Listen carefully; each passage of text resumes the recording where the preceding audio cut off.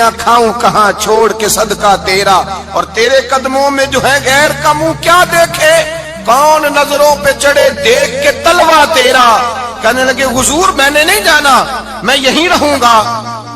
چچا اور باپ نے دیکھا تو کہنے لگے بیٹا تو غلامی چھوڑ کے نہیں جائے گا، تو ملازمت چھوڑ کے بادشاہی میں نہیں جائے گا۔ تو آپ کے والد کو آپ فرمانے لگے ابا جی ذرا 2 گھڑیاں یہاں رہ کے تو دیکھیں، یہاں 2 گھڑیاں رہ کے تو دیکھیں۔ فرمایا یہاں ملازموں کا وہ اعزاز ہے جو شہزادوں کا ہوا کرتا ہے، یہاں خادموں کی وہ عزت ہے۔ اور پتہ پھر ان کو مقام کیا ملا، یہ واحد شعبیاں جن کا نام اللہ نے قرآن پاک میں بیان فرمایا ہے، نام اللہ نے قرآن مجید میں بیان فرمایا۔ حضور کا اپنے غلاموں کے ساتھ جو تعلق تھا، اپنے ملازموں کے ساتھ جو رشتہ تھا، بڑا آدمی آتا ہے نا، بڑا آدمی تو لوگوں کی سانس سوکھ جاتے ہیں، اٹھ کے ملتے ہیں، بڑا کچھ کرتے ہیں۔ مزدور آتا ہے تو لوگ اوے کہہ کے پکارتے ہیں، ان کو خبر ہی نہیں کہ اس شخص کا اعزاز کتنا ہے۔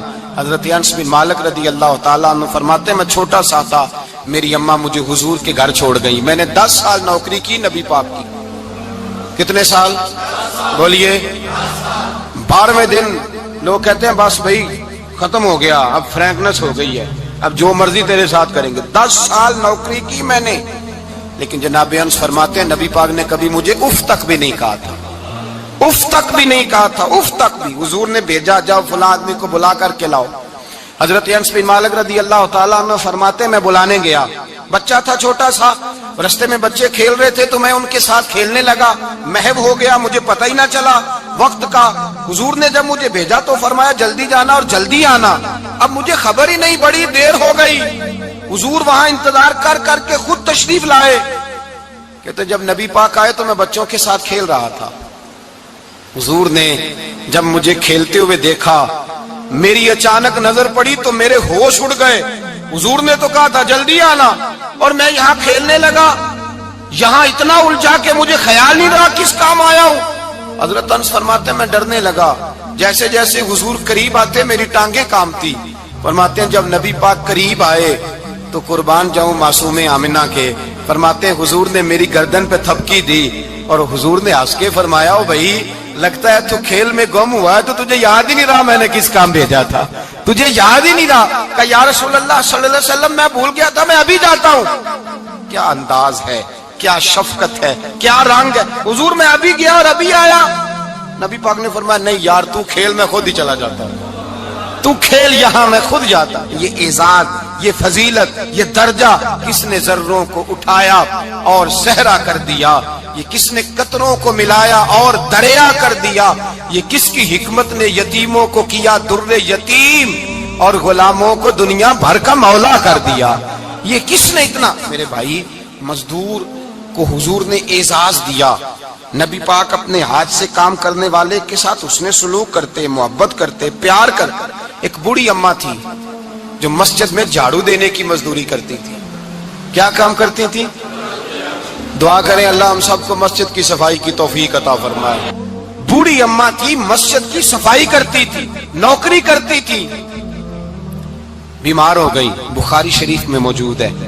اللہ کے محبوب صلی اللہ علیہ وسلم روز تیمارداری کرنے جاتے۔ ایک وقت ایسا آیا کہ دن میں 2 مرتبہ حضور تیمارداری کرنے جاتے۔ ایک شام نبی پاک نے فرمایا اس کا انتقال ہو جائے تو مجھے اطلاع کرنا۔ صحابہ کہتے ہیں رات کے وقت ان کا انتقال ہوا، ٹھنڈ کا موسم تھا، ہم نے حضور کو تکلیف دینا مناسب نہ سمجھا، ہم نے دفن کر دیا۔ سویرے اللہ کے حبیب نے پوچھا تم نے مجھے اطلاع کیوں نہیں دی؟ حضور سردی بڑی تھی۔ کون جاتا ہے مزدوروں کے جنازوں میں؟ کون جاتا ہے مزدوروں کے جنازے میں؟ یہاں تو اب جنازے بھی سیاسی ہو گئے ہیں، اب تو کوئی بہت بڑا امیر آدمی فوت ہو جائے تو وہاں رش ہوتا ہے، وہاں رش ہوتا ہے، غریبوں کا تو جنازہ بھی کوئی نہیں پڑتا۔ حضرت جناب سیدنا ابو ہریرہ رضی اللہ تعالیٰ عنہ فرماتے ہیں حضور نے فرمایا مجھے اطلاع کیوں نہیں دی؟ تمہیں اس کے اعزاز کا نہیں پتا؟ وہ مزدور تھی، مسجد میں جھاڑو دیتی تھی، تم نے خبر ہی نہیں دی؟ حضور وصال ہو گیا، فرمایا چلو مجھے بتاؤ قبر کہاں ہے؟ حضور سارا کچھ جانتے ہیں لیکن یہ ساری تمہید اس لیے بیان کی کہ ایک مزدور کی شان واضح ہو جائے۔ فرمایا بتاؤ قبر کہاں ہے؟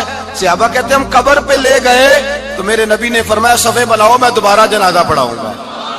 میں دوبارہ جنازہ نہیں ہو سکتا، اس وقت ہو سکتا ہے جب وارث نے نہ پڑھاؤ، پھر دوسرا جنازہ جائز ہے، وارث نہ پڑھے تو اس سے پہلے 20 جنازے بھی ہو جائیں تو جب وارث پڑھ لے پھر دوسرا جنازہ نہیں ہو سکتا. حضور نے دوسرا جنازہ اس لیے پڑھا ہے کہ حضور اپنی ساری امت کے وارث ہیں. نبی پاک ساری امت کے وارث ہیں. فرمایا پر بناؤ صفے، میں جنازہ پڑھاتا ہوں. مزدور کو اعزاز دیا، پیار کیا. حضرت عبد الرحمن ابن عوف رضی اللہ تعالیٰ عنہ فرماتے ہیں ایک دن میرا دل کیا تھا کہ میں غریب ہو جاؤں. کیا ہو جاؤں؟ آپ اپنے لیے دعا نہ کریں لیکن حضرت عبد الرحمن ابن عوف کے الفاظ تو دہرائیں. وہ کیا کہہ رہے ہیں کہ میرا دل کرتا تھا میں اللہ. ایک دن میرا، بڑے امیر آدمی تھے نا، صحابہ میں سب سے زیادہ امیر. فرمانے لگے ایک دن میرا دل کیا میں غریب ہو جاؤں، غربت پسند کر لوں. اصل میں غریب کو اپنی شان کا نہیں نہ پتا.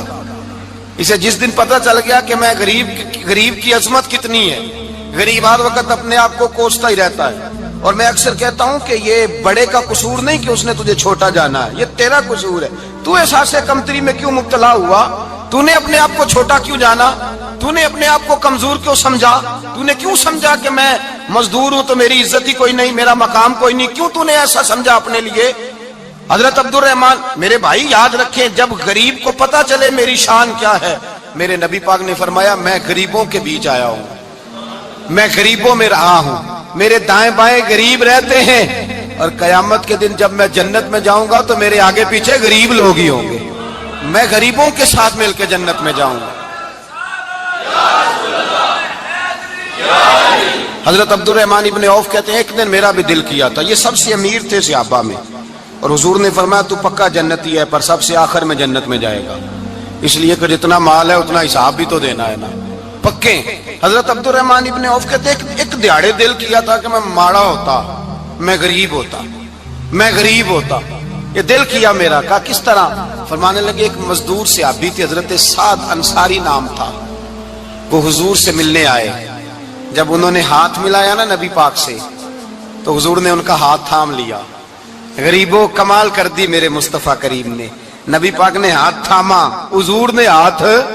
آپ کو اس بات کی لذت نہیں آئی شاید. نبی پاک نے ہاتھ تھاما مزدور کا. مزدور کہتا میں نے چھڑانا چاہا تو حضور نے پکڑ لیا دبا کے، اور جب تھام لیا تو میں ٹھہر گیا، میں اپنی قسمت پہ ناز کرنے لگا. حضور نے میرا ہاتھ کھولا. کہتے ہیں ہاتھ پہ چھالے تھے، جگہ جگہ چھالے بنے ہوئے تھے. تو نبی کریم صلی اللہ تعالی علیہ وآلہ وسلم نے ہاتھ کھول کے فرمایا سعد یہ کیا ہوا؟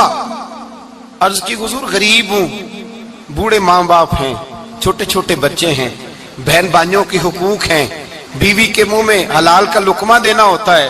یا رسول اللہ پھاوڑا لے کے، کئی لے کے، کدال لے کے، بیلچا لے کے مزدوری کرتا ہوں، میدان میں نکلتا ہوں، صبح سے گیا تھا اب آیا ہوں، ہاتھوں میں نشان پڑ گئے ہیں. حضرت عبد الرحمن ابن عوف فرماتے ہیں جس کے قدم چومنے کو دنیا ترسے، اس رسول نے سر مبارک جھکایا اور غریب کے ہاتھ کو چوم لیا. نبی پاک نے بوسہ دیا اور پھر فرمایا کیا؟ فرمایا یہ وہ ہاتھ ہیں جن سے خدا بھی پیار کرتا ہے، محمد مصطفیٰ بھی محبت فرماتے ہیں. نبی رحمت علیہ السلام نے فرمایا یہ تیرا وہ ہاتھ ہے جس سے اللہ بھی پیار کرتا ہے اور اللہ کا. تو مزدور کو پھر ناز کرنا چاہیے کہ پریشان رہنا چاہیے؟ بولے نا، مزدور کو ناز کرنا چاہیے نا، اس کو اپنا ہاتھ کھول کھول کے دیکھنا چاہیے اور اسے کہنا چاہیے اللہ نے مجھے وہ ہاتھ عطا فرمایا جس سے رب بھی پیار کرتا ہے، مصطفیٰ بھی پیار کرتے ہیں. اسے تو اعزاز سمجھنا چاہیے، فضیلت جاننی چاہیے، اسے تو ناز کرنا چاہیے. اللہ تبارک و تعالیٰ نے مجھے یہ اعزاز دیا ہے. کسان جو کھیتوں میں مزدوری کر رہا ہے، وہ مزدور جو کسی فیکٹری میں گیا ہے، رزق حلال کی تلاش میں نکلا ہے، اسے تو میرے بھائی ناز کرنا چاہیے، اسے تو خوش ہونا چاہیے کہ اللہ نے مجھے یہ فضیلت دی. ترستے ہوئے غریب، جان بوجھ کے اپنے آپ کو پریشان رکھتے ہوئے لوگ اگر جان جائیں کہ فضیلت کیا ہے، عظمت کیا ہے، اور پھر غلام کے ساتھ سلوک کیا کرنا ہے. ایک یہودی کا بیٹا نبی پاک کی خدمت کرتا تھا اکثر. یہودی کا بچہ، وہ بیمار ہو گیا، روز آتا تھا، چھوٹے موٹے کام کرتا تھا، بیمار ہو گیا. حضور نے فرمایا چلو تیمارداری کرنے چلتے ہیں. کس کی؟ جی غلام کی، نوکر کی. یہاں صاحب کہتے ہیں 5000 روپیہ لے جاؤ، وہ بڑے احسان کے ساتھ 5000 روپیہ لے جاؤ اور دے آنا، اور اسے کہنا سردی پوچھ رہے تھے تیرا کیا حال ہے، وہ بات ختم ہو گئی. حضور بنفس نفیس گئے اور غریب کا گھر تھا. وہ یہودی باہر نکلا جس کا بیٹا بیمار تھا، تو کہتا جب دروازے پہ میں نے مسلمانوں کے نبی کو کھڑے دیکھا تو میرے پیروں تلے زمین ہی نکل گئی. میں نے کہا حضور مجھ غریب کی کٹیا میں کیسے آئے؟ پر میں تجھے پتا ہے نا تیرا بچہ میری نوکری کرتا تھا یا کبھی مار ہو گیا میں تیمارداری کرنے آیا. وہ یہودی کہتا مجھے خیال یقین ہی نہ آئے کہ میرے گھر میں حضور تو امیر حرم میں غریب بے نوا تو کجا من کجا میرے گھر میں حضور آئے. کہتے کہاں ہے ہمارا پیارا؟ حضور وہ لیٹا ہوا ہے. صحابہ کہتے ہیں نبی پاک سرانے گئے تو اس کا آخری وقت تھا, تھوڑا سا ٹائم تھا. میرے مصطفیٰ نے فرمایا تو میری نوکری کرتا تھا, آج میں تیری تیمارداری کرنے آیا ہوں. غلاموں سنو, جو رسول اللہ کی نوکری کرے آخری وقت آئے تو اللہ کے رسول پہنچ جایا کرتے ہیں, حضور پہنچ جایا کرتے ہیں. نجم کی ہے خدا آرزو ہے یہی, عاشق زار کی آبرو ہے یہی, موت کے وقت سر ان کے قدموں میں ہو, دید ہوتی رہے دم نکلتا رہے. حضور پہنچ جاتے ہیں. نبی پاک تشریف لائے, بیٹھے سرانے. حضور نے جب اپنا برف سے ٹھنڈا اور کستوری سے زیادہ خوشبو والا ہاتھ اس کے بالوں میں پھیرا, آنکھیں کھولی, حضور نے فرمایا چل کلمہ پڑھ جا, چل میرا کلمہ پڑھ جا. ساری دنیا در رسول پہ آ کے کلمہ پڑھے اور حضور اسے کلمہ پڑھانے گھر تشریف لے گئے. یہ ایک مزدور کو, ایک محنت کرنے والے کو اعزاز دیا. گھر گئے, کلمہ پڑھ لے. اس نے اپنے والد کی طرف دیکھا اور والدہ کی طرف دیکھا, ماں باپ یہودی ہیں, رونے لگے. کہنے لگے بیٹا یہ ہم سے زیادہ بڑھ کر تیرے حق میں خیر خواہ ہے, جیسے کہتے ہیں کر لے. اس نے کلمہ پڑھا اور حضور کی گود میں لوٹ پوٹ ہونے لگا. کلمہ پڑھا, روح پرواز کر گئی. شارحین کہتے ہیں جب نبی پاک وہاں سے نکلے تو حضور نے فرمایا اٹھاؤ اس کی میت کو. ماں باپ کہنے لگے کہاں لے جانا ہے؟ فرمایا ہم اپنے طریقے کے مطابق غسل کفن کریں گے, اس لیے کہ جو کلمہ پڑھ جائے پھر وہ میرا ہو جایا کرتا ہے, میرا ہو جایا کرتا ہے. بھائی یاد رکھیں, مزدور کو حضرت ربیہ بن کعب فرماتے ہیں میں حضور کو وضو کراتا تھا, رات کا وضو میری ذمہ داری تھی, صرف ایک وضو رات کا. ہمارے ہاں تو 25 سال مزدور مزدوری کر کے چلا جاتا ہے, پر وہ مزدور ہی رہتا ہے, وہ مزدور ہے, اس کا کوئی اعزاز نہیں, کوئی اس کے لیے. وہ کہتے ہیں اب بابا جی آپ کو کھانسی زیادہ آتی ہے, اپنے بیٹے کو لگا دیں, کسی اور کی ڈیوٹی لگا دیں, اب آپ کام نہیں کر سکتے. 25 سال نوکری کی, ملا کیا؟ حضرت ربیہ کہتے ہیں میں وضو کراتا تھا رات کا. میرے نبی پاک نے فرمایا شادی کیوں نہیں کرتا؟ تو میں نے کہا یا رسول اللہ نہ میرے پاس حسن ہے, نہ پیسے ہیں, نہ کوئی کاروبار ہے, مجھے کون رشتہ دے گا؟ میرا روپ بھی نہیں تے میرا رنگ بھی نہیں, میں نے یار مناؤن دا ٹانگ بھی نہیں, کون مجھے رشتہ دے گا؟ کہتے ہیں حضور خاموش ہو گئے. دوسرا دن آیا تو میں وضو کرانے پہنچا تو نبی پاک نے فرمایا شادی کیوں نہیں کرتا؟ کہتے ہیں میں نے کہا حضور کون رشتہ دے گا؟ وہی 3 باتیں دہرائیں, نہ پیسے ہیں, نہ حسن ہے, نہ کوئی کاروبار ہے, نہ مکان ہے. فرمایا حضور نے تیسرے دن پھر کہا. جب دوسرا دن ہوا نا تو حضور نے کہا, حضور خاموش ہوئے میرے جواب پر. میں نے کہا یار کتنا بیوقوف ہوں, حضور روز پوچھتے ہیں اور میں جواب ہی نہیں دیتا. کہتے ہیں تیسرے دن میں نے ارادہ کیا آج نبی پاک پوچھیں گے تو میں کہوں گا حضور جیسے دل کرتا ویسے ہی کرا دیں. کہتے ہیں تیسرے دن میں گیا, سارا وضو کرا لیا, پر نبی پاک نے پوچھا ہی نہیں. میں ارادہ کر کے گیا تھا کہ آج پوچھیں گے تو بتا دوں گا, حضور نے پوچھا ہی نہیں. فرماتے ہیں وضو مکمل ہو گیا, میں دروازے تک چلا گیا تو مصطفیٰ نے آواز دی. فرمایا واپس پلٹ نہ, میں پلٹا تو حضور نے فرمایا تو شادی کیوں نہیں کرتا؟ کہتے ہیں میں کھل کے مسکرایا. میں نے کہا محبوب تیرے کرم پہ قربان جاؤں, کیا انداز محبت ہے, حضور مہربانی کریں کرا دیں. فرمایا فلاں سردار کے پاس جا, ایک وضو کراتے ہیں, اور اعزاز حضور نے کتنا دیا, جا سردار کے پاس اور اسے جا کے کہہ کہ اللہ کے رسول فرماتے اپنی بیٹی کا نکاح تیرے ساتھ کر دے. فرماتے میں گیا, ماں باپ کو بڑی فکر ہوتی ہے بیٹیوں کی. وہ کہنے لگا میں شام کو خود نبی پاک کی بارگاہ میں آؤں گا. کہتے میں باہر نکلنے لگا تو وہ بچی پردے کی اوٹ سے بولی, کہنے لگی غلام ٹھہر جا, ابا جی آپ کو میری فکر ہے, اماں جی میری فکر ہے, میری فکر نہ کریں اور یہ نہ دیکھیں آیا کون ہے, یہ دیکھیں بھیجا کس نے ہے. آپ مجھے حوالے کریں نبی پاک کے, حضور کے حوالے کریں, اللہ رسول مجھے کبھی ضائع نہیں کریں گے. حضرت ربیہ کہتے ہیں حضور نے میری شادی کا بندوبست کیا. حضرت بریدہ اسلمی سے کہا کہ تو اس کے لیے کھجور کی گٹھلی کے برابر سونا لا, حضرت حارثہ بن نعمان سے کہا تو اس کے لیے ایک کمرے کا حجرے کا بندوبست کر. حضرت عثمان غنی سے کہا تو نے ولیمہ کرانا اس کا. فرمایا میں تو تھوڑی نوکری کرتا تھا, مصطفیٰ نے ساری زندگی کا ہی بندوبست فرما دیا. یہ مزدور کے ساتھ حضور کا انداز ہے. پہلے میں نے شروع میں کہا کہ مزدور اس بات کو سمجھتا ہی نہیں کہ اس کا مقام کتنا, وہ اس بات کو جانتا ہی نہیں اللہ نے اسے اعزاز کتنا دیا ہے. ملت کا جوان سب سے پہلے تو کبھی کسی کی جیب کی طرف نہ دیکھے.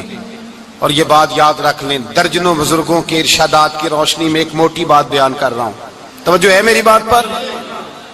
جس کی توجہ دوسروں کی جیب پہ ہوتی ہے وہ رسوا ہو جاتا ہے. کاہل لوگ جو زندگی میں صرف ہاتھ پھیلانے کے عادی ہوتے ہیں, ان کے دامن میں سوائے رسوائی کے کچھ نہیں آتا, ان کے حصے میں سوائے بدنامی کے کچھ نہیں آتا. اور جو اپنی بازو کی قوت کے زور پر, اقبال کہتے ہیں اپنی دنیا آپ پیدا کر اگر زندوں میں ہے, سر آدم ہے ضمیر کن فکاں ہے زندگی. اپنے لیے خود جینا سیکھیں, ملت کے لیے کچھ کرنا سیکھیں. معاشرے کے اندر اس سے ادھار پکڑ کے اس کو دے دیا, تو اس سے پکڑ کے اس کو دے دیا. 2 دن اس کے پاس چلے گئے لینے, تو 4 دن اس کے پاس چلے گئے. کبھی کو دوست باہر سے آ گیا تو اس کے پیچھے بھاگنے لگے, چاپلوسی کرنے لگے. 2-4 جوڑوں کی خاطر, ایک موبائل کی خاطر چھوڑیں اس دھندے سے باہر آئیں. میں نے کہا ایک پیشہ برا ہے, ایک پیشہ, اور وہ ہے ہاتھ پھیلانا. باقی کوئی پیشہ برا نہیں. 18 گھنٹے مزدوری کرو, نکلو باہر, نکلو میدان میں آؤ, جدوجہد کرو, مزدوری کرو جب تیرا ہاتھ مزدوری تک جائے. اور یاد رکھو رزق حلال کھانا ہے اور رزق حلال ہی کھلانا ہے. یہ وقار ہے, رزق حلال مومن کا وقار ہے. جو لوگ لقمہ حرام کھاتے ہیں وہ اپنا وجود کھو بیٹھتے ہیں, روحانی طاقتیں کھو بیٹھتے ہیں. میرے اعلیٰ حضرت رحمت اللہ علیہ فرماتے ہیں جس کا نماز میں دل نہ لگے, جس کا مسجد جانے کو دل نہ کرے, جس کا عبادت پہ توجہ نہ ہو, جس کا دین کی طرف رغبت نہ ہو, اسے غور کرنا چاہیے کہ اس کا کہیں رزق میں لقمہ حرام تو شامل نہیں ہو گیا. فرمایا جب لقمہ حرام شامل ہوتا ہے تو اللہ تبارک و تعالی معرفت کا نور چھین لیتا ہے, پھر انسان کی زبان سے تاثیر چلی جاتی ہے, پھر اس سے سجدوں کی جو کیفیت ہوتی ہے وہ روٹ جاتی ہے, درود و سلام کے ذائقے نصیب نہیں ہوتے. میرے مصطفیٰ کریم صلی اللہ علیہ وسلم گزر رہے تھے, ایک آدمی دعا مانگ رہا تھا, یا رب یا رب یا رب یا رب کہہ رہا تھا. نبی پاک نے فرمایا یہ قیامت تک بھی دعا مانگے تو اس کی قبول نہیں ہوگی. صحابہ نے کہا حضور آپ تو رحمت للعالمین ہیں اور آپ فرما رہے ہیں اس کی دعا قبول نہیں ہوگی. نبی پاک نے فرمایا اس لیے قبول نہیں ہوگی کہ جو کپڑے پہنے ہیں وہ بھی حرام پیسوں کے ہیں, اور جو اس نے کھایا ہے وہ بھی حرام پیسوں کا ہے, اور جو پیا ہے وہ بھی حرام پیسوں کا ہے. کیسے اس کی التجا اس کی بارگاہ میں قبول ہوگی جب یہ لباس سے لے کر خوراک تک اور خوراک سے لے کر مشروب تک ہر چیز ناجائز پیسے. تو معرفت کا حسن کیسے پیدا ہوگا, فجر میں آنکھ کیسے کھلے گی, قرآن پاک کی طرف دل کیسے جائے جب تیرے اندر رزق حلال جاتا ہے. حضرت بایزید بستامی فرماتے ہیں تو محنت کر کے حلال کی روٹی کھا, وہ تیرے وجود کے اندر جا کے نور بن جائے گی, اور ایسا نور بنے گی کہ وہ روٹی تجھے صبح خود جگا کے بیدار کرا کے اللہ کی بارگاہ میں جھکا دے گی. رزق حلال کھائیں, محنت کریں, جدوجہد کریں. حاتم طائی بہت بڑا سخی تھا. کسی شخص نے ایک دن حاتم طائی سے پوچھا کہ تو نے کبھی اپنے سے بھی بڑا سخی دیکھا ہے؟ کہنے لگا ہاں میں نے اپنے شہر کا ایک بابا دیکھا تو مجھ سے بھی زیادہ سخی ہے, مجھ سے بھی زیادہ سخی, مجھ سے بھی زیادہ تھا, تجھ سے زیادہ. کہنے لگے میں نے سارے شہر کی دعوت پکائی, چھوٹے بڑے امیر غریب سارے آئے, دعوت پکائی سارے شہر کی, سب لوگ آئے, ہر آدمی کو میں نے بلایا, علماء کو, ادیبوں کو, شاعروں کو, تاجروں کو, صنعت کاروں کو, سب کو دعوت دی. میں نے سوچا کہ ذرا دیکھوں تو صحیح پلٹ کے کوئی رہ تو نہیں گیا جو آیا نہ ہو. چہرے پہ میں نے نقاب ڈالا اور میں باہر نکلا. ایک ضعیف بزرگ لکڑ آ رہا, جنگل میں لکڑیاں کاٹ رہا ہے. میں اس کے پاس گیا تو میں نے کہا بابا تجھے نہیں پتا آج حاتم طائی کی دعوت ہے, تو نہیں گیا؟ کہنے لگا بیٹا مجھے خبر آئی تھی, اطلاع ملی تھی, پر میں نہیں گیا. تو کیوں نہیں گیا؟ کہنے لگے مجھے ہاتھ کی کمائی کر کے کھانے کا چسکا لگ گیا ہے, مزہ لگ گیا ہے ہاتھ کی کمائی کھانے کا. اب مجھے دوسرے کے دسترخوان پر ذائقہ نصیب, ہمارے معاشرے کا تو المیہ ہے, لوگوں کو لذت ہی دوسرے کے دسترخوان پہ آتی, مفت کی روٹی کا ذائقہ نصیب ہوتا ہے. مجھے اپنے ہاتھ کی کمائی کا ذائقہ لگ گیا ہے, اب میں وہاں نہیں جاتا. کہتے میں پلٹنے لگا تو بابے نے بلایا, کہنے لگا ادھر آ یار. میں گیا تو اس نے 5 آنے نکالے. کہنے لگا حاتم تائی کا جو بندہ لنگر پکانے والا ہوا نا، یہ 5 آنے اسے دے دینا، حاتم تائی کو ضرورت نہیں میرے پیسوں، تو بڑا امیر آدمی ہے، یہ اس کو دے دینا 5 آنے لنگر والے کو، اور اس کو کہنا بڑے بڑے نیک لوگ آئے ہیں دعوت میں، 5 آنے میرے بھی شامل کر لیں، اور میرے ہاتھ کی کمائی چلو میری بھی روٹی کوئی کھا لے گا، کوئی اچھا آدمی میرے حصے کے میرے دیے ہوئے پیسوں سے لقمہ کھا لے گا تو اجر مل جائے گا۔ حاتم تائی کہتے ہیں میں نے کھینچ کے نقاب اتارا اور بابے کو کہا یار سینے سے لگ جا، میں تو مالدار ہو کے سخی ہوں، تو غریب ہو کے بڑا سخی ہے، تو غریب ہو کے بڑا سخی ہے، تیرے اندر اتنی خودداری عزت نفس۔ میرے بھائی جس کا ہاتھ پھیلا ہوا ہے اس کا سمٹے گا نہیں، جس کا ہاتھ پھیلا ہوا ہے اس کا سمٹے گا نہیں۔ جس آدمی نے، میرے نبی پاک صلی اللہ علیہ وسلم نے فرمایا جس نے اپنی ذات پر سوال کا دروازہ کھول لیا، اس نے اپنے اوپر فقر کا دروازہ کھول لیا۔ سوال کا مجھے دے دو، مجھے دو دو۔ کہ اسلام ایک پیشے کو ناپسند کرتا ہے اور وہ ہے مانگنے کا پیشہ، ہاتھ پھیلانے کا پیشہ، سوال کرنے کا پیشہ، اس کو ناپسند کیا ہے۔ باقی تو میرے حبیب پاک سید عالم صلی اللہ علیہ وسلم نے فرمایا اگر تو محنت کر کے روزی کماتا ہے تو پھر تو معمولی آدمی نہیں، پھر تو اللہ کا محبوب بن گیا ہے، پھر تو اللہ کا، پھر تو محبوب الہی ہو گیا ہے، تو پھر تو اللہ تبارک و تعالیٰ تجھ سے محبت فرماتا ہے۔ اگر تو محنت کرتا ہے، مشقت کرتا ہے، آگے بڑھتا ہے، روزگار کے لیے نکلتا ہے، پھر تو اللہ کا محبوب ہے۔ نبی کریم علیہ السلام نے مزدور کو جو سب سے بڑا درجہ عطا فرمایا، سب سے بڑا مقام عطا فرمایا، وہ یہ ہے، کسی صحابی نے پوچھا یا رسول اللہ صلی اللہ علیہ وسلم سب سے اچھا کھانا کون سا ہے؟ تو حضور نے فرمایا وہ کھانا جو بندہ اپنے 2 ہاتھوں سے مزدوری کر کے کھاتا ہے، وہ کھانا سب سے اچھا ہے۔ فرمایا اللہ کے نبی حضرت داؤد علیہ السلام اپنے ہاتھوں سے مزدوری کرتے، اور پھر نبی کریم سید عالم صلی اللہ علیہ وسلم نے جو دین ہمیں عطا فرمایا، اس دین کو حضور نے کوئی پنڈتوں اور جوگیوں کا دین نہیں بنایا کہ تم بس غار کے اندر چلے جاؤ اللہ اللہ کرو میری طرف دیکھیے گا، یہ نہیں فرمایا کہ تم بس ٹھیک ہے آ جاؤ مسجد تسبیح پکڑ لو کوئی اور کام نہ کرو، بلکہ حکم دیا ہے کہ کسب معاش کرو، محنت کرو، جد و جہد کرو، ہاتھ ہلاؤ۔ قرآن مجید فرقان حمید نے کہا وَجَعَلْنَا اللَّيْلَ لِبَاسًا، رات تمہاری پردہ پوشی کے لیے بنائی گئی ہے، رات تمہاری پردہ پوشی کے، وَجَعَلْنَا النَّهَارَ مَعَاشًا، اور فرمایا دن تمہارے رزق کمانے کے لیے بنایا گیا، جد و جہد کے لیے۔ حضرت عیسیٰ علیہ السلام کی ایک نوجوان سے ملاقات ہوئی تو فرمایا تو کیا کرتا ہے؟ کہنے لگا میں عبادت کرتا ہوں۔ تو فرمایا کھاتا کہاں سے ہے؟ کہنے لگا میرا بھائی کمائی کرتا ہے تو وہ مجھے اس میں سے حصہ دیتا ہے۔ تو آپ فرمانے لگے پھر تو عبادت گزار نہیں، تیرا وہ بھائی تجھ سے زیادہ عبادت گزار ہے، جو تیرے لیے یہ بندوبست کرتا ہے، جو تجھے یہ جد و جہد کر کے دیتا ہے، وہ تیرے لیے۔ حضرت عمر فاروق رضی اللہ تعالیٰ عنہ نے اپنے دور خلافت میں شوق دلایا صحابہ کو، محنت کرنے کا شوق۔ ہمارے معاشرے کے اندر لوگ دوسرے کی کمائی پر وقت گزارنا چاہتے ہیں، دوسرے کے مال پر نظر رکھتے ہیں، مجھے کچھ سسرال سے مل جائے، کچھ مجھے رشتہ داروں سے مل جائے، کچھ مجھے دوست احباب سے مل جائے، کچھ مجھے باقی جگہوں سے مل جائے۔ لوگ مختلف جگہوں پہ نظر رکھتے ہیں اور مختلف ہیلوں اور بہانوں کے ساتھ دوسرے کا مال ہڑپ کرنے کی کوشش کرتے ہیں۔ میرے حبیب کریم علیہ السلام نے توجہ دلائی صحابہ کو، مزاج عطا فرمایا۔ نبی پاک صلی اللہ تعالیٰ علیہ وآلہ وسلم نے ارشاد فرمایا، حضرت عمر کی بات کر رہا تھا، پہلے اس کو مکمل کروں۔ جناب عمر فاروق رضی اللہ تعالیٰ عنہ نے شوق دلایا صحابہ کو۔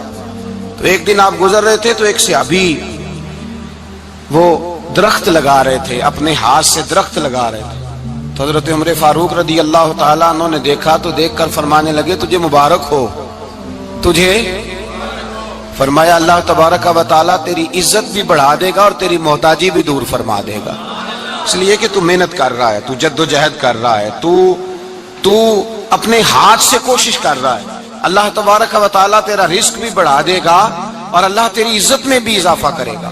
نبی کریم علیہ السلام نے فرمایا عدل کرنے والے بادشاہ کے ساتھ جو آدمی جہاد کے لیے نکلے اس کا دین میں سب سے بڑا درجہ ہے، عدل کرنے والے حکمران کے ساتھ جو جہاد کے لیے نکلے اس کا سب سے بڑا درجہ ہے۔ فرمایا میرا وہ غلام جو صبح سے لے کر شام تک ایک دن رزق حلال کے لیے محنت کرتا ہے، فرمایا ایک پورا سال عدل کرنے والے بادشاہ کے ساتھ جہاد کرنے سے اللہ ایک دیہڑی لگانے والے مزدور کو زیادہ ثواب عطا فرمائے گا، اللہ اسے زیادہ اجر دے گا، اس لیے کہ وہ جد و جہد کر رہا ہے، وہ کوشش کر رہا ہے، میدان عمل میں نکلا ہوا ہے۔ مزدور کو ایک تو کاہلی بڑی ہے، ہر چوتھا نوجوان جس کو ہم دیکھتے ہیں اس کو پوچھتے ہیں تو کیا کرتا ہے، تو کاغذ جمع کرائے باہر جانے کے لیے، تو سالوں بیت گئے، بس وہ نہ کاغذ نکلے نہ صاحب باہر گئے۔ بھائی کوئی کام کر لیں تو کہتے ہیں میرے ابا جی کو 2-4 کروڑ روپیہ دے دیں گے تو کچھ کر لیں گے، اگر نہ دیا تو پھر دیکھیں گے دائیں بائیں۔ اور اس ظلم نے، اس زیادتی نے گناہ کے دروازے کھولے ہیں، لالچ کے دروازے کھولے ہیں، قتل کے دروازے کھولے ہیں۔ اس گناہ نے رشتے ناتے توڑ ڈالے، لوگ کسی کی ذات سے تو پیار کر ہی نہیں رہے، جیب سے محبت ہو رہی ہے۔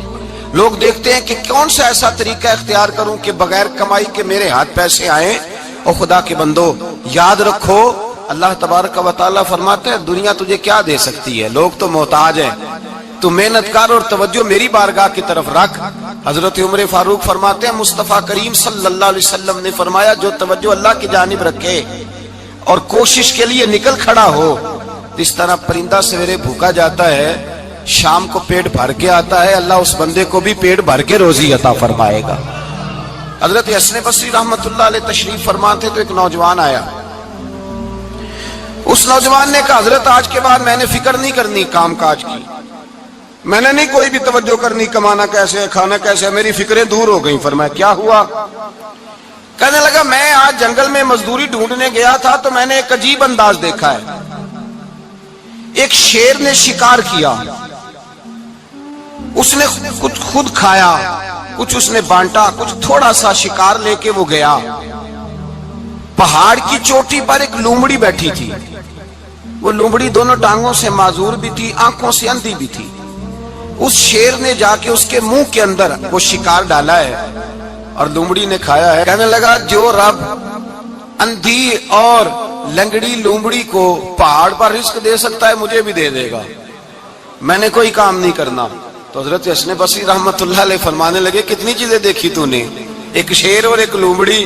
فرمانے لگے تو نے لومڑی بننے کا پروگرام بنایا، شیر بننے کا کیوں نہیں بنایا؟ تو شیر بننا، خود بھی کھا دوسروں کو بھی کھلا، تو نے لومڑی بننے کا پروگرام بنایا ہے۔ مزدوروں گویا حضرت حسن بصری فرما رہے ہیں کہ مزدور لومڑی نہیں ہوتا، مزدور تو شیر ہوتا ہے، مزدور تو یہ تو شیر ہوتا ہے، شیر۔ اس کا مالک جو جس نے اس کو دیہڑی پہ رکھا ہے وہ بھی مزدور کی کمائی کھا رہا ہوتا ہے، وہ بھی مزدور کی، تو مزدور تو شیر ہے۔ انہیں سر جھکا کے نہیں جینا چاہیے، انہیں سر اٹھا کے جینا چاہیے۔ یہ تو بڑے قیمتی وجود کے لوگ ہیں جو مزدوری کرنے نکلتے ہیں، ان کے کچھ حقوق ہیں، کچھ حقوق۔ ہمارے حکمران بھی حقوق کا تعین کرتے ہیں، کہتے ہیں 15,000 سے زیادہ، یہ جو بجٹ آیا ہے نا اس میں 15,000 سے زیادہ، کہتے ہیں مزدور کی تنخواہ 15,000 ہونی چاہیے۔ کتنی جی؟ 15,000 سے کون سا گھر چلتا ہے؟ ویسے مولویوں کی بھی اتنی ہے، اور میرے خیال ہے کم مولویوں کی 15,000 ہے، 10 کے قریب ہی ہے، اور اس کو بھی کہتے ہیں کہ تو بڑا کھاتا ہے، ارادہ ہے عید کے بعد تجھے چھٹی کرا دی جائے، بڑے خرچے ہیں تیرے مولوی۔ 15,000 روپیہ تنخواہ مزدور کی، گزارا ہوتا ہے؟ آؤ میں تمہیں وہ اس بارگاہ پہ لے جاؤں جس نے سب کو شانیں عطا فرمائی ہے۔ حضرت ابوبکر صدیق رضی اللہ تعالیٰ عنہ خلیفۃ المسلمین بنے، خلیفہ بنے تو سویرے جس رات خلیفہ بنے سویرے سر پہ ٹوکری رکھی، منڈی کی طرف جا رہے ہیں۔ حضرت عمر فاروق رضی اللہ تعالیٰ عنہ مولا علی شیر خدا کو کسی نے بتایا کہ وہ تمہارا خلیفہ تو جا رہا ہے مزدوری کرنے، وہ تو جا رہا ہے کمائی کرنے۔ حضرت علی شیر خدا مولا کائنات جناب فاروق اعظم دونوں نے رستے میں روکا کہ ابو بکر کہاں جا رہے ہو؟ فرمانے لگے کام کرنے جا رہا ہوں، مزدوری کروں گا، منڈی میں جاؤں گا، تجارت کرتا تھا اس کو جاری رکھوں گا، بچوں کا پیٹ بھی تو پالنا ہے۔ اب تمہاری حکومت کے پیچھے بچے تو نہیں نا بھوکے مروا لینے، میں نے کچھ کرنا تو ہے۔ حضرت عمر کہنے لگے چلا آ کے بیٹھ، ہم صحابہ کو اکٹھا کرتے ہیں اور مال غنیمت سے تیرا وظیفہ لگاتے ہیں، آپ کو وظیفہ ملے گا ماہانہ، تو آپ بیٹھ کر کے مسجد میں تو ڈیوٹی کریں۔ بیٹھ گئے، مشاورت ہوئی تو حضرت ابوبکر صدیق رضی اللہ تعالیٰ پوچھنے لگے جناب بتلائیے آپ کا کتنا وظیفہ لگایا جائے؟ تو ابو بکر صدیق فرمانے لگے اتنا لگا دو جتنی ایک مزدور کی تنخواہ ہوتی ہے۔ تو ایک صحابی بول کے بڑے میٹھے اور دھیمے لہجے میں کہنے لگے ابو بکر اگر تیرا گزارا نہ ہوا تو ابو بکر صدیق فرمانے لگے اگر میرا گزارا نہ ہوا تو میں مزدوروں کی تنخواہوں میں اضافہ کر دوں گا، اگر مزدوروں کے گھر جلنے لگیں گے تو میرا بھی چلے گا، میں ان کی تنخواہیں بڑھاؤں گا صرف اپنی۔ تو مزدور کے حقوق کا تعین کیا۔ سب سے پہلے تو میرے نبی پاک علیہ السلام نے منع فرمایا جس کو مزدوری پر رکھو پہلے اس کے ساتھ اجرت طے کرو۔ حضور صلی اللہ علیہ وسلم نے فرمایا جب تک اجرت واضح نہ ہو جاؤ کسی کو کام پر، جب تک اجرت واضح نہ ہو جائے، مکمل نہ ہو جائے کہ کیا دینا ہے، طے کریں۔ کیا لوگ جو جناب دے دیں گے لے لوں گا، شریعت اس کو پسند نہیں کرتی، محبوب نہیں رکھتی۔ پہلے اس کے ساتھ پہلا حق مزدور کو یہ دیا کہ اس کی اجرت پہلے، بولیے اجرت پہلے اجرت طے ہوگی، یہ پہلا حق ہے۔ اور مزدور کا دوسرا حق کیا بیان کیا میرے نبی پاک نے؟ فرمایا جب، اور یہ ایسی اعلیٰ بات ہے کہ جتنے حقوق لکھنے والے ہیں نا، جتنے بین الاقوامی سطح پر انسانی حقوق کا چارٹر بنانے والے ہیں، وہ کہتے ہیں کہ یہ ایسا نقطہ حضور نے بیان کر دیا ہے کہ اس سے آگے کو بڑھ ہی نہیں سکتا، یہ ایسی بات ہے کہ جس کی شرح بھی کوئی نہیں کر سکتا۔ میرے حبیب کریم علیہ الصلوۃ والسلام نے فرمایا پہلے طے کرو، اور کیا خوبصورت لفظ ہے، قانون بنا دیا۔ فرمایا جب مزدور مزدوری کر لے تو اس کا پسینہ خشک ہونے سے پہلے اسے ادا کر دینا، اس کا پسینہ خشک ہونے سے پہلے اسے اس کی مزدوری دے دو۔ بیچارے نے محنت کی ہے، اپنے گھر جائے، یہ نہیں کہ اس نے مزدوری کیا تو تم نے کہا نہیں ادھر سے پینٹ صحیح نہیں ہوا، یہ تو لے جا 2000 اور پھر میں تیرا حساب کروں گا، ابھی ذرا میں چیک کرا لوں 2-4 لوگوں کو بلا کر کے، وہ فلاں جگہ سے نا ایک کونا خالی رہ گیا۔ اللہ سے ڈرنا چاہیے، اللہ سے ڈرنا چاہیے۔ اگر اللہ تبارک و تعالی نے 2-1 آدمیوں کو ملازم آپ کا بنا دیا ہے تو پھر خیال ہونا چاہیے۔ ایک صحابی اپنے خادم غلام کو مار رہے تھے تو میرے نبی پاک تشریف لائے، فرمایا کیوں اسے مار رہا ہے؟ حضور غلطیاں بڑی کرتا ہے۔ تو نبی پاک نے فرمایا جتنا تجھے اس پر اختیار ہے نا اس سے کہیں بڑھ کر میرے رب کو تیرے اوپر بڑا اختیار ہے۔ کہا حضور یہ بڑی غلطی کرتا ہے، میں آخر کتنا معاف کروں؟ تو حضور نے فرمایا اتنا معاف کر جتنا میرا رب تجھے معاف فرماتا ہے۔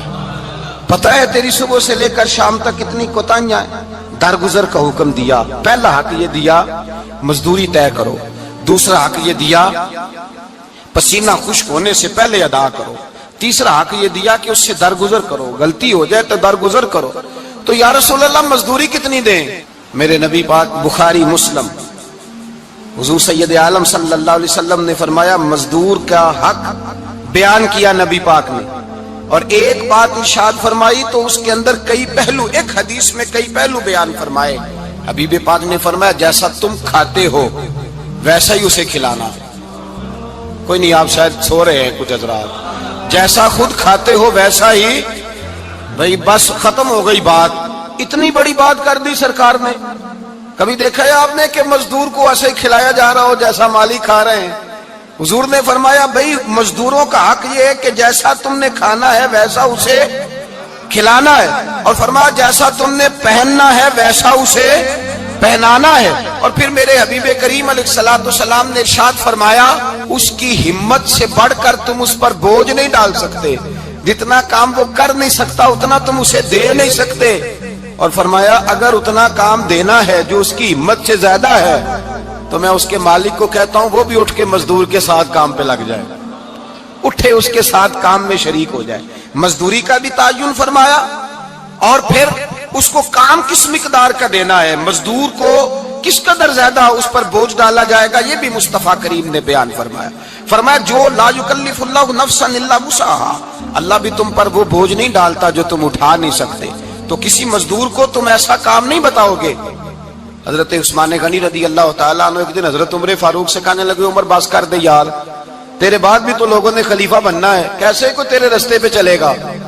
تو حضرت عثمان غنی سے جناب عمر کہنے لگے کیا ہو گیا؟ آپ فرمانے لگے کل میں دیکھ رہا تھا کہ لوگ باغ میں مزدوری کر رہے تھے اور آپ امیر المومنین ہو کے ان کا ہاتھ بٹا رہے تھے، تو حضرت عمر کہنے لگے بوڑھے تھے، बीमार थे, मजदूरी कर रहे थे तो पसीना बह रहा था। क्या हो गया अगर थोड़ा सा मैंने साथ दे दिया? हजरत जनाब सैयदना फारूक आजम ये लफ्ज कहते हुए रो पड़े। आप फरमाने लगे, मैं किसी बादशाह का शहजादा नहीं, मैं भी उसी बाप का बेटा हूं जो ऊंट चरा के गुजारा किया करता था। मैंने आगे बढ़ के लोग हैसियत भूल जाते, अपनी हैसियत भूल जाते। अल्लाह तबारक व तआला जब कुछ अता करता है, उनका रवैया अपने मातहतों के साथ इतना सख्त और जाबिराना आमिराना हो जाता है, इस कदर ज्यादा उनके लबो लहजे में कड़वाहट आ जाती है, इस कदर ज्यादा उनकी तबीयतों के अंदर सख्ती और गुरूर भर जाता है कि वो एहसास ही नहीं करते कि जो सामने बैठा है वो बड़ा एक दुखी इंसान है और वो तकलीफ में है, वो आजमाइश में अपने आप को मुब्तला समझ रहा है। हजरत अबू ज़र गिफारी रदी अल्लाह ताला अन्हु फरमाते हैं, मैं अपने मातहतों के हक में बड़ा सख्त था, सख्त थी मेरी तबीयत, मेरे गुलामों की जुर्रत ही नहीं थी कि वो मेरे सामने गुफ्तगू कर सकें और ठहर भी सकें। फरमाते हैं, जिस दिन मैं कलमा पढ़ ए ना गल्ला ठीकी लबदाए ऐब किसे दा करना अपना आप संभाल मोहम्मद जो करना सो फरना अपना आप संभाल मोहम्मद जो करना सो फरना बस कर मियां जिस दिन मैं हुजूर की बारगाह में, तो मैंने कहा हुजूर कोई खास नसीहत? तो नबी पाक ने फरमाया, मेरी नसीहत तेरे लिए ये है कि जैसा तूने खाना है वैसा ही गुलाम को खिलाना है, जैसा तूने पहनना है वैसा ही गुलाम को पहनाना है। हजरत अबू ज़र कहते हैं, जो मेरे अंदर कमी थी वही मेरे नबी ने नसीहत कर दी, जो मेरे अंदर कोताही थी वही गैब जानने वाले रसूल ने बतला दी। फरमाते मैं घर गया, जब मैं जाता था तो मुलाजमों का सांस खुश्क हो जाता था, वो कांपने हाँपने लगते थे कि जाने अब ये क्या करेगा। हजरत अबू ज़र गिफारी फरमाते मैं गया, एक शख्स से मैंने कहा खाना पकाओ, खाना पकाया, दस्तरखान पे लगाया और अपने सारे मुलाजमों को कहा, आओ यार मेरे साथ बैठ के रोटी खाओ, आओ सारे मेरे साथ बैठ के खाना खाओ। फरमाते उन्होंने खाना खाया, फिर मैं उनको बाजार ले गया, जैसे कपड़े मैं पहनता था वैसे मैंने उनके लिए भी खरीदे। फरमाते हैं मेरे गुलाम कहने लगे, आका खैर तो है ना, खैरियत तो है ना, क्या हुआ, मिजाज मुबारक तो ठीक है, क्या क्या हो गया? और ये जो हम फिजा को इतना खूबसूरत देख रहे हैं और ये जो हम इतनी प्यारी रिमझिम बरसती देख रहे हैं, ये जारी रहेगी या एक दिन की है? तो हज़रत अबू ज़र गिफारी रो पड़े, कहने लगे अब तुम्हें अबू ज़र गिफारी बदला हुआ मिलेगा, इसलिए कि अब मैं वो नहीं रहा, अब मैं रसूलुल्लाह का कलमा पढ़ के गुलाम मुस्तफा बन गया हूँ, अब मैं बदल गया हूँ, मेरी तबीयत बदल गई। गुलामों के हक में हजरत मौला अली शेर खुदा गुलाम को लेकर के गए दुकान पर, हजरत मौला अली गुलाम को लेकर गए कपड़े की दुकान पर, 2 जोड़े खरीदे, एक कम कीमत का एक ज्यादा कीमत का, एक कम कीमत का एक ज्यादा कीमत का, 2 जोड़े खरीदे। जब वापस लौटे तो गुलाम से कहने लगे तू अपना ले ले। गुलाम को पता था कि उस जमाने में होता क्या था, उसने कम कीमत का जोड़ा उठाया। हजरत अली फरमाने लगे अजीब आदमी है, ये तो तेरा नहीं, ये तो मेरा है। उसने कहा हुजूर किस तरह से? आप फरमाने लगे तेरे लिए कीमती जोड़ा इसलिए खरीदा है कि तू जवान है, और मैंने अपने लिए इसलिए छोटा खरीदा है कि मैं तो अब बूढ़ा हो गया हूँ, मुझे तो हाजत नहीं। कहने लगा हुजूर बूढ़े और जवान का मतलब नहीं, आप अली हैं। मन कुन्तु मौला फ़हाज़ा अलीयुन अली मौला, अली मौला, आप चूंकि मौला अली हैं और आप अमीरुल मोमिनीन हैं, लिहाजा आपने तख्त पर बैठना है, आपने सल्तनत को चलाना है, आप पहनिए। तो हजरत अली फरमाने लगे तू मेरा गुलाम बना है ना, तूने अभी मेरे नबी का दीदार नहीं ना किया, तू बाद में आया है ना, अगर तू इस दौर में होता तो जान जाता कि ये अमल मेरा है, पर इसके पीछे जो नसीहत के फूल है वो मुस्तफा के अता फरमाए हुए। तो भाई याद रखें, नबी करीम सैयद आलम सल्लल्लाहु ताला अलैहि वसल्लम ने तायुन फरमाया मजदूर के हुकूक का, तायुन किया। हजरत हकीम बिन हिजाम कहते हैं मैं हुजूर की बारगाह में बैठा था, तो नबी पाक सल्लल्लाहु अलैहि वसल्लम से मैंने कहा या रसूल अल्लाह आपको कौन सा आदमी पसंद है, कौन सा मेहनत करने वाला पसंद है? तो हुजूर ने फरमाया जिसके दोनों हाथ काम करें, दोनों पैर चलें اور اس کی پیشانی پر پسینہ آئے وہ بندہ مجھے بڑا اچھا لگتا ہے. جس کی پسینہ آئے. آج لوگ مزدوری نہیں کرتے, دائیں بائیں دیکھتے ہیں. لوگ اپنے اندر وہ توانائی, وہ غیرت, وہ خودداری پیدا نہیں کرتے. بھائی گردن کو جھکا دیتا ہے خیرات کا پتھر, جہاں میں مانگنے والوں کے سر کبھی اونچے نہیں ہوتے. اور ایک بار کہنے لگے غیرت ہے بڑی چیز جہاں نے تگ و دو میں پہناتی ہے یہ فقر کو تاج سردارا. اپنے اندر یہ توانائی پیدا کرنی چاہیے, یہ کوشش کرنی چاہیے. میرے نبی کریم صلی اللہ علیہ وسلم نے فرمایا تمہارے بعض گناہ ایسے ہیں جو صرف تم مزدوری کرنے جاؤ گے تو اللہ تمہاری مزدوری کی وجہ سے ہی تمہارے گناہ معاف فرما دے گا. اللہ تمہاری محنت اور کوشش کے سبب سے تمہاری ان غلطیوں سے درگزر فرمائے گا. حبیب کریم سید عالم صلی اللہ علیہ وسلم نے فرمایا مزدور جب قیامت کے دن آئے گا, بھئی عالم تو آیا, صوفی تو آیا, درویش تو آیا, صحابہ تو آئے, ان کا آنا تو شفاعت کے لیے شمار کیا گیا. میرے مصطفیٰ نے فرمایا جب مزدور آئے گا, مزدور کی سب سے بڑی غلطی یہ ہے کہ مزدور اپنے آپ کو نیچ سمجھتا ہے. مزدور کی سب سے بڑی غلطی یہ ہے کہ یہ اپنے آپ کو چھوٹا سمجھتا ہے. اس کی زیادتی یہ ہے کہ یہ اپنی سوچ کو بڑا نہیں کرتا. یہ سمجھتا ہے نہیں کہ بھئی میں تو دو ہاتھوں کی محنت کی کمائی کھاتا ہوں, یہ آرزو کرم اور میں آپ سے کروں, یہ بھیک اس کو دیجئے جس کا خدا نہ ہو. مزدور کی زیادتی یہ ہے کہ یہ اپنے آپ کو چھوٹا جانتا ہے. میرے مصطفیٰ نے فرمایا جب مزدور محنت کرنے والا قیامت کے دن آئے گا تو اس کا چہرہ اس طرح چمکے گا جس طرح 14ویں کا چاند چمکا کرتا ہے. اس قدر اس کا چہرہ چمکے گا جب آئے گا وہ صبح قیامت. میرے بھائیو مزدور ایک عظیم شخصیت کا نام ہے. محنت کرنا, اپنے دونوں ہاتھوں سے مشقت کرنا, جدوجہد کرنا. مجھے کئی سارے لوگ, میں جب ملک کے مختلف گوشوں میں جاتا ہوں تو کئی سارے لوگ کہتے ہیں آپ کے ابا جی کا مزار کدھر ہے, آپ کس مزار کے سجادہ نشین ہیں؟ تو میں ان سے کہتا ہوں میں سجادہ نشین نہیں, میں تو کسان کا بیٹا ہوں. اور میں اس شخص کا بیٹا ہوں جو رات کو 2 بجے اٹھ کے بھی گھر سے نکلتے تھے 2 نفل پڑھ کے. تو ہم پوچھتے تھے کہ اماں جی ابا جی کہاں گئے؟ تو کہتے تھے چند کھیتوں کو پانی لگانا تھا, اور رات کو رخصت ہو گئے. فخر کی بات ہے, یہ اعزاز کی بات ہے, یہ اعزاز کی بات ہے. ہم نے ساری زندگی ان کے ہاتھ پہ چھالے دیکھے, لیکن بات لفظ زبان پر یہی دیکھی کہ بیٹا عزت والا وہی ہوتا ہے جو اپنے ہاتھوں سے محنت کر کے روزی کھایا کرتا ہے. بھائی یاد رکھیں یہ اعزاز کی بات ہے. اعزاز, مزدور کا بیٹا فخر کرے, کسان کا بیٹا ناز کرے. وہ جو آدمی سویرے جاتا ہے ویلڈنگ کا پلانٹ لے کے کام کرنے, اس کا بیٹا ناز کرے. وہ جس کا باپ پھاوڑا چلاتا ہے, چھینی چلاتا ہے, تھوڑا چلاتا ہے, وہ ناز کرے. اور مزار صرف ان لوگوں کے نہیں ہوتے جو اللہ اللہ کرتے ہیں, ہو کرتے ہیں, وہ تو قابل اعزاز ہے اللہ کے بندے, ان کے بھی مزار ہوتے ہیں. مزار وہ بھی ہوتا ہے جس کو میرے مصطفیٰ نے فرمایا القاسب حبیب اللہ, جو محنت کرتا تھا, ہاتھوں سے جدوجہد کرتا تھا, وہ بھی تو اللہ کا دوست ہے نا, اس کا بھی تو مزار ہے نا, اس کی بھی تو قبر پر انوار ہے جو اللہ کا محبوب ہو کے گیا. تو بھائی اپنا اعزاز جانے سمجھے اس بات کو. میرے مصطفیٰ کریم صلی اللہ علیہ وسلم مزدور کو عزت دیتے, وقار دیتے, اور جو حضور کے گھر میں خادم ہوتے ان کی ناز برداری کرتے. ہمارے گھر میں جو بی بی برتن دھوتی ہے وہ ہمارے ساتھ بیٹھ کے روٹی نہیں کھا سکتی, اس کو یہ اجازت نہیں ہوتی. ہمارا جو مزدور ہوتا ہے نا, ایک صاحب کہنے لگے یہ بچہ میرے پاس کام کرتا ہے, اس کے ابا جی بھی کرتے تھے. تو میں نے کہا اس کا مطلب یہ ہے کہ تم نے آگے نہیں بڑھنے دیا, تم نے کہا مزدور ہی رہنا ساری زندگی, یہی رہنا میرے پاس, آگے نہ بڑھنا. میرے مصطفیٰ کریم سید عالم صلی اللہ علیہ وسلم کے پاس جو لوگ کام کرتے تھے, محنت کرتے تھے, مشقت کرتے تھے. ہمارا ملازم ڈرتا ہے, کامتا ہے, وہ بات کرتا ہے تو صاحب جی کہتے کہتے زبان تھکتی ہے, 100 دفعہ موڈ کو دیکھتا ہے, گالیاں کھاتا ہے بیچارہ, اس کی عزت نفس کو اچھالا جاتا ہے, اس کو رسوا کیا جاتا ہے, اور وہ بیچارہ رات کو رضائی میں منہ دے کے روتا ہے کہ یار میرے نصیب صرف اس لیے کمزور ہیں کہ میں غریب کے گھر میں پیدا ہوا ہوں.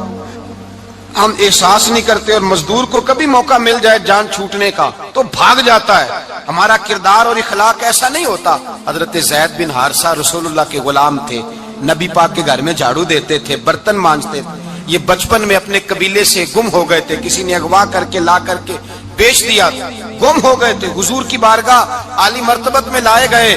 حضرت زید بن حارثہ سارا دن کام کاج کرتے, कोई आदमी आया उनके इलाके का मक्का मुकरमा, उनको पहचान कर वापस गया उनके कबीले में और जाके बतलाया कि तुम्हारा बेटा तो मोहम्मद इब्न अब्दुल्ला सल्लल्लाहु अलैहि वसल्लम के पास, उस वक्त हुजूर ने भी अल्लाह ने नबूवत नहीं फरमाया था, इनके वालिद हारसा चचा लेने आए और नबी पाक के पास आए तो 2 थैलियां शर्फियों की भर के लाए। कहने लगे हुजूर ये पैसे ले लें, 2 थैलियों में पैसे डालें, दिनार है दिरहम है, हुजूर ले लें, हमारा बेटा दे दें।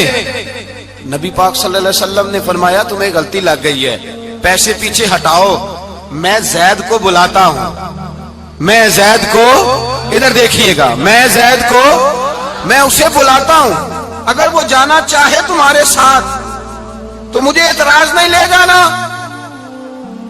चचा और बाप कहने लगे आप अजीब बात करते हैं, वो गुलामी छोड़ के नहीं जाएगा, आप अजीब बात करते हैं, वो मजदूरी छोड़ के बादशाही इख्तियार नहीं करेगा, हम खाते पीते लोग हैं, उसकी माँ तरस गई है उसको मिलने को, बहनें रोती हैं, वो जाएगा नहीं। मेरे हबीब ने फरमाया तुमने अभी ये जायका चखा नहीं, तुम्हें इसका पता नहीं, तो मैं बुलाता हूं, अगर जाना चाहे तो पैसों की जरूरत नहीं, ले जाना। हजरत जैद को पैगाम दिया, आए, हुजूर ने फरमाया वो तुम्हारे वालिद खड़े हैं, वो चचा हैं, लेने आए हैं। जनाबे जैद गए, बाप के गले से लगे, बिछड़े हुए बाप बेटा एक दूसरे को मिलके खोल के रोए, कहा बेटा तेरी माँ की आंखें पत्थर हो गई तेरा रास्ता देख के, तेरी बहनें तरसती हैं तेरे चेहरे के दीदार को, बेटा वो गलियां भी रोती हैं जिनमें तू खेला करता था, पर अब फिक्र की बात कोई नहीं, अब कोई परेशानी नहीं, मैं पैसे लाया हूं तुझे ले जाऊंगा। नबी पाक सल्लल्लाहु अलैहि वसल्लम ने देखा ना जब बाप बेटे की गुफ्तगू हो गई, आंसू बह गए, बोझ हल्के हो गए, तो मेरे करीब ने फरमाया जैद अगर तुम चचा के साथ वालिद के साथ जाना चाहो तो मेरी तरफ से इजाजत है, तुम जा सकते हो। ये लफ्ज कहे तो जनाबे जैद दौड़ के हुजूर के कदमों में आके बैठ गए, हुजूर के कदमों में बैठ गए और गोया फाजिल बरेलवी अले रहमा नक्शा बयान करते हैं, कहने लगे तेरे कदमों में रहूं, गैर की ठोकर पे ना डाल, मैं झिड़की